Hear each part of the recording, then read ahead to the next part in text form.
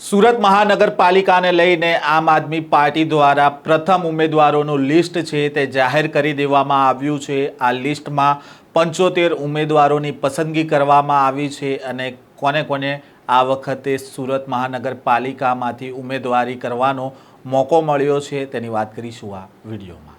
વૈષ્ણવજન તો તેને કહીએ જે પીડ પરાઈ જાનાને રે।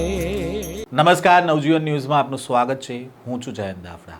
સ્થાનિક સ્વરાજની ચૂંટણીના પડઘમ વાગી ચૂક્યા છે। તમામ રાજકીય પક્ષોની તડામાર તૈયારીઓ ચાલી રહી છે। તેવામાં ભાજપ અને કોંગ્રેસ કરતાં આ વખતે આમ આદમી પાર્ટી અલગ સ્ટ્રેટર્જીથી ચાલી રહી છે અને આમ આદમી પાર્ટી છે તે ભાજપ અને કોંગ્રેસ ઉમેદવારોના નામની જાહેરાત કરે તે પહેલાં જ આમ આદમી પાર્ટી તેમના ઉમેદવારોની જાહેરાત કરી રહી છે। તેવામાં આજે સુરત મહાનગરપાલિકાની ચૂંટણીને લઈને આમ આદમી પાર્ટી દ્વારા 75 ઉમેદવારોના લિસ્ટની જાહેરાત કરવામાં આવી છે। ગત વર્ષની વાત કરવામાં આવે તો આમ આદમી પાર્ટી વિપક્ષની ભૂમિકામાં રહી હતી અને કોંગ્રેસ છે તે ત્રીજા નંબર ઉપર રહી હતી। તેવામાં આ વખતે પોતાની પકડ છે તે સુરત મહાનગરપાલિકા રાખવા માટે આમ આદમી પાર્ટી દ્વારા કઈ રીતનું સમીકરણ ગોઠવવામાં આવ્યું છે, કયા કયા નેતાઓને પ્રાવધાન્ય આપવામાં આવ્યું છે, આ તમામ બાબતને લઈને શું કહી રહ્યા છે આમ આદમી પાર્ટીના નેતા મનોજ સોરઠિયા, તેમને સાંભળીએ।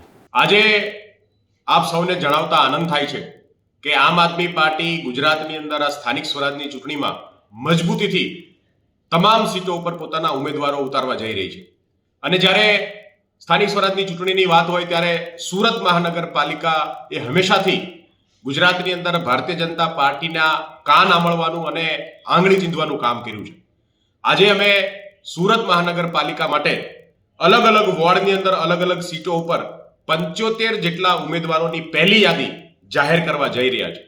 આ તમામ ઉમેદવારો સુરતની અંદર સુરતના લોકો માટે ટકાઉ વિકાસ અને સુરત જે વર્ષોથી ભારતીય જનતા પાર્ટીના કુશાસનનો ભોગ બન્યો છે, એક ગ્લોબલ સિટી જે ખરા અર્થમાં ગ્લોબલ ના બની શક્યું, જેનું ઇન્ફ્રાસ્ટ્રક્ચર ગ્લોબલ ના બની શક્યું, એવા સુરતની અંદર ભ્રષ્ટાચારે ભાજપની અંદર એક શિષ્ટાચારની જેમ ફેલાયેલો છે। ત્યારે આમ આદમી પાર્ટી સુરતની જનતા માટે એક સારા વિકલ્પ બનીને ઉભરી છે। મને વિશ્વાસ છે કે આ વખતે આ ચૂંટણીની અંદર આ તમામ ઉમેદવારો ભવ્ય રીતે વિજય થશે અને સુરતની જનતા આ વખતે ગુજરાતમાં પહેલી એવી મહાનગરપાલિકા છે સુરત મહાનગરપાલિકા કે જ્યાં આમ આદમી પાર્ટીની મેયર બનશે। આમ આદમી પાર્ટી જે છે એ સુરતને નવા વિકાસ તરફ લઈ જશે અને એ વિશ્વાસ સાથે આજે સુરત મહાનગરપાલિકાનું પહેલી યાદી જે છે એ જાહેર કરવામાં આવી છે। તમામ ઉમેદવારો કે જેમને પાર્ટીએ પસંદગી ઉતારી છે સૌને અભિનંદન। સુરતના તમામ નિષ્ઠાવાન કાર્યકર્તાઓને અભિનંદન। છેલ્લા ઘણા સમયથી સુરતની અંદર સતત લોકો સુધી જઈ અને સંદેશ આપવાનું કામ કર્યું છે। તમામ સાથીઓને અભિનંદન અને તમામ ઉમેદવારોને જીત માટેની અગ્રિમ શુભેચ્છાઓ।